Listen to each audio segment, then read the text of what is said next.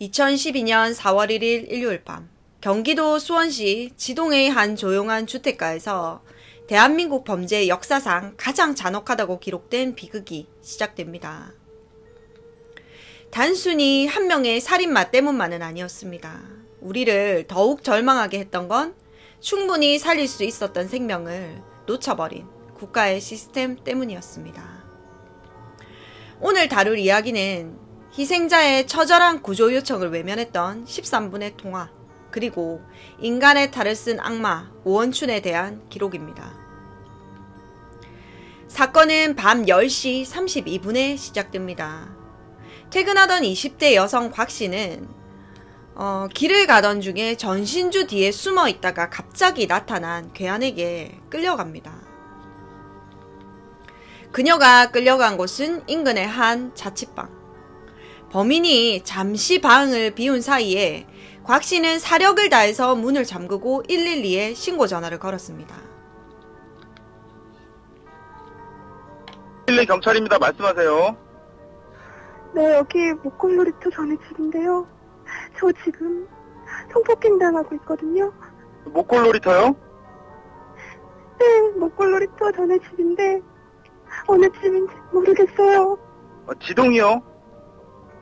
네, 지동초등학교 좀 지나서 목골놀이터 가는 길쯤으로요. 선생님 핸드폰으로 위치 조회 한 번만 해볼게요.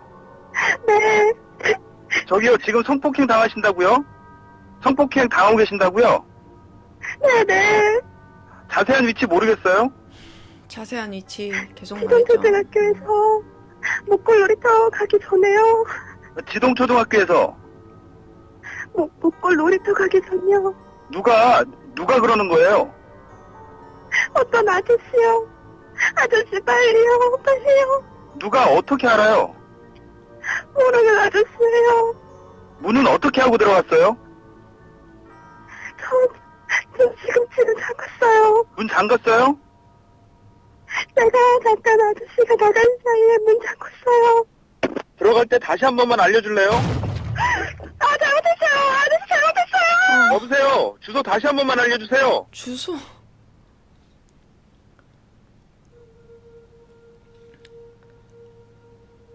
경찰의 대응은 처참했습니다. 신고 접수 경찰관은 정확한 위치가 어디냐, 누가 그러는 거냐라는 질문만 계속 반복을 했고, 피해자가 비명을 지르면서 고통받는 소리가 수화기를 통해서 7분이나 넘게 흘러나왔음에도 불구하고 경찰은 이 상황을 부부싸움 정도로 오판했습니다. 더 소름 끼치는 사실은 경찰이 이 전화를 끊지 않고 13분 동안이나 유지했다는 점입니다. 범인은 중국 내몽골 출신의 일용직 노동자인 오원춘이었습니다. 주변 이웃들은 그를 조용한 사람으로 기억을 했습니다. 하지만 그의 방 안에서 벌어진 일은 인간의 상상을 초월하는 일이었습니다. 그는 피해자를 살해한 후에 차마 입에 담기도 힘든 그런 짓을 저지릅니다. 시신을 훼손했던 것이었죠.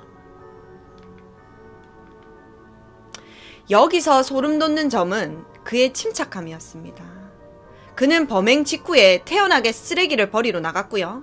경찰이 집 앞에 들이닥쳤을 때도 화장실에서 시신을 훼손을 하고 있었습니다. 여러분, 단순히 원한관계나 우발적 살인에서 시신을 훼손하는 이유는 보통 하나입니다. 유기하기 편하게 만들기 위해서죠. 하지만 원춘은 달랐습니다. 그는 시신을 무려 358조각으로 토막을 냈습니다. 법의학자들은 입을 모아서 말합니다. 이것은 결코 일반적인 증거인멸의 수준이 아니다. 조각 하나하나의 크기가 가로 세로 수 센티미터 정도로 일정했어요. 그리고 뼈에서 살만 골라내는 그런 발골 작업이 아주 정교하게 이루어졌기 때문입니다. 마치 숙련된 도축업자가 고기를 손질한 듯한 그런 형태였습니다. 그리하여 납품을 위해서 부위별로 손질한 것이 아니냐라는 의혹이 제기되었습니다. 오원춘의 방에서 발견된 칼은 일반적인 가정용 식도였지만 발견 당시 날이 아주 날카롭게 갈려져 있었습니다. 범행 직후에 시신을 훼손하기 위해서 의도적으로 날을 세운 흔적이었죠. 그리고 그는 훼손된 시신을 14개의 봉지에 나누어 담았습니다. 경찰 조사에서 그는 봉지가 모자라서 더 사러 나갔다고 진술을 했거든요. 그런데 이는 단순히 버리기 위함이 아니라 누군가에게 전달하거나 판매하기 위해서 규격화해서 포장하려 했던 것이 아니냐라는 의혹을 낳기도 했습니다.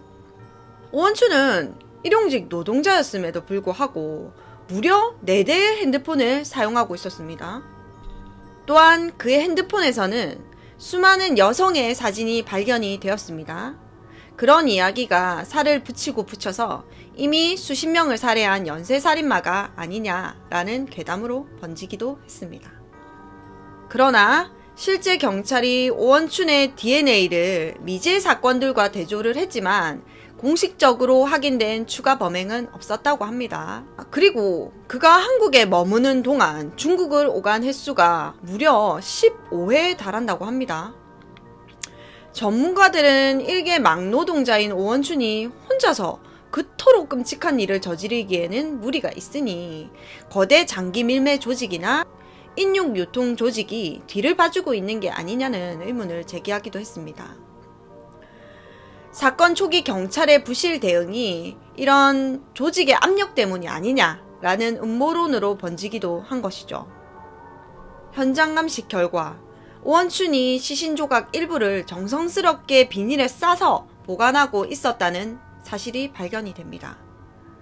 만약에 단순히 시신을 처리하는 것이 목적이었다면 산이나 강에 버려야겠죠. 그렇지만 그는 마치 상품을 관리하듯이 시신을 다뤘습니다.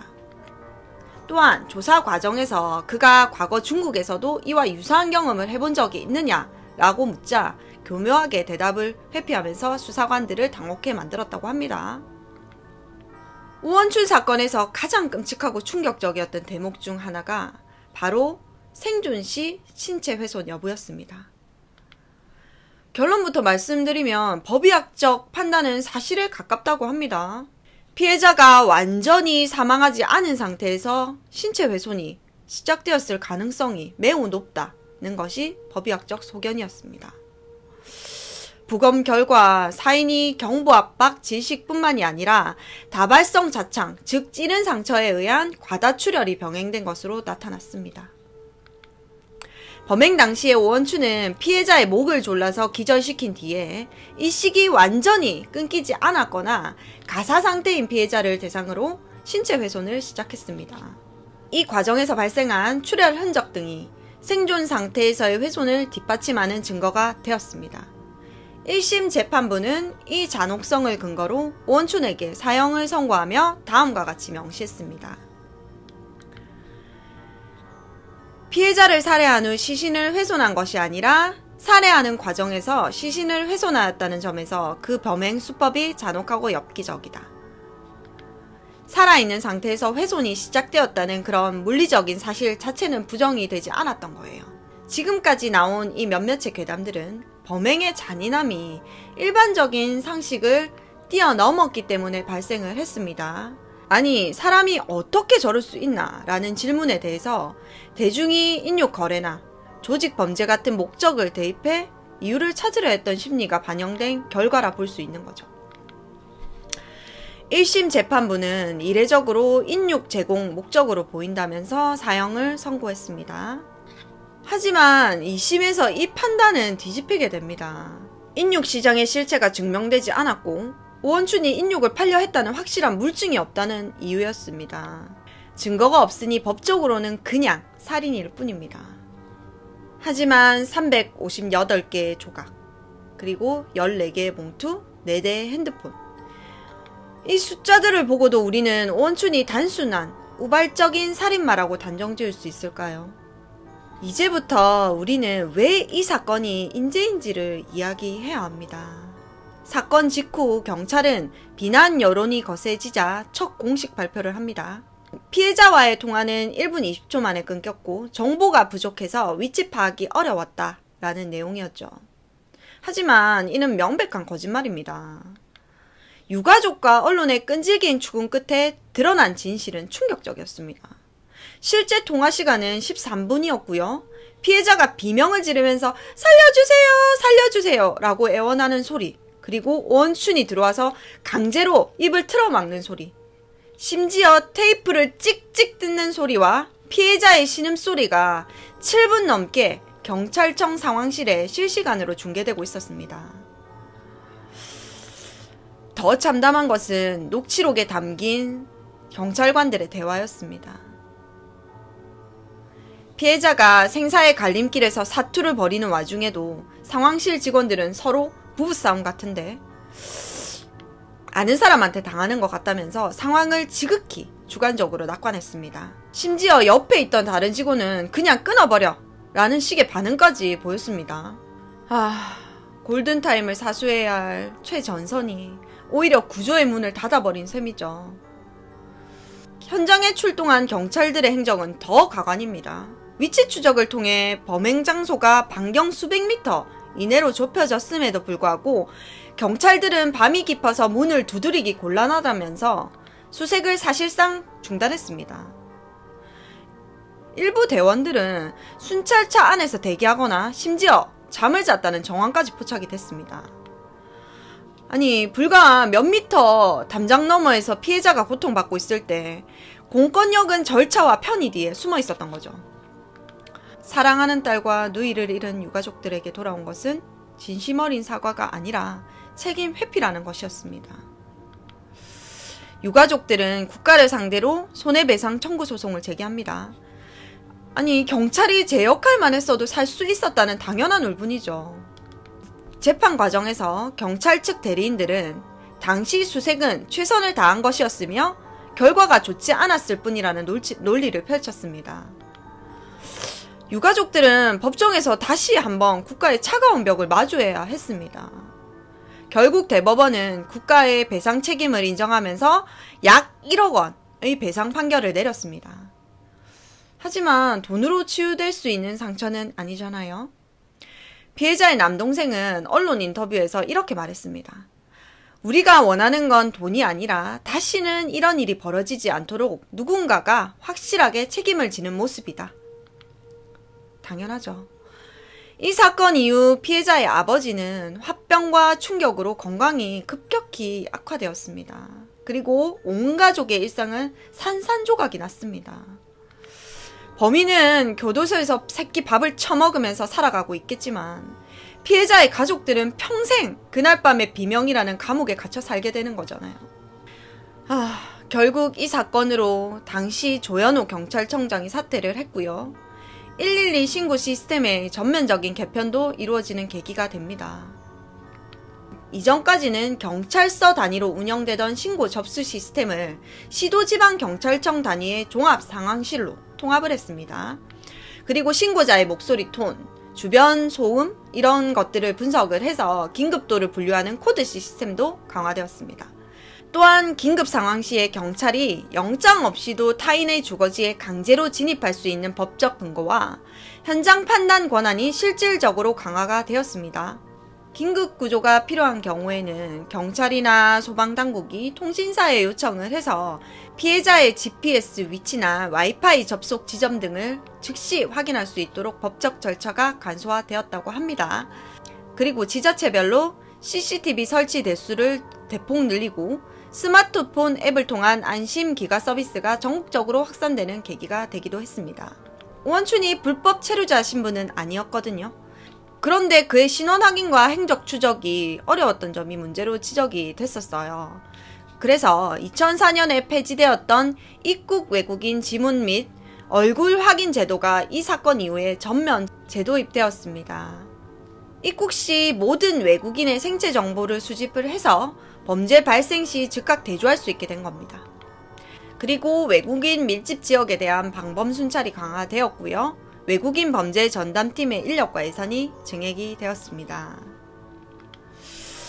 1심 사형 판결이 2심에서 무기징역으로 감형이 되자 사법부에 대한 국민적 불신이 크게 달했어요. 인육거래 의혹이 명확히 입증되지 않았다는 이유로 감형된 것에 대해서 범죄의 잔혹성만으로도 사형이 마땅하다는 여론이 들끓었습니다. 이 사건은 한동안 잠잠하던 사형 집행 재개 논란에 다시 불을 붙였습니다. 하지만 기술이나 법안보다 중요한 것은 현장의 판단력이 아닐까요? 지금의 시스템은 과연 제2의 오원춘으로부터 우리를 안전하게 지켜줄 수 있을까요? 시스템은 진화를 했지만 이 사건은 그 대가가 너무나도 컸기 때문에 지금도 치안 행정 역사에서 가장 뼈아픈 실책 중 하나로 기록되고 있습니다. 그 새끼는 현재 경북 북부 제1교도소, 구 청송교도소에 수감 중입니다. 피해자가 마지막 순간까지 믿었던 국가는 그녀를 지켜주지 못했어요. 곽 씨가 그 차가운 방에서 기다렸을 국가는 도대체 어디에 있었는지 우리는 이 사건을 잊지 말아야 합니다. 여러분은 이 사건의 판결과 당시 경찰의 대응에 대해서 어떻게 생각하시나요? 댓글로 의견 남겨주세요. 고인의 명복을 빌며 오늘 이야기 마칩니다. 구독과 좋아요 부탁드립니다.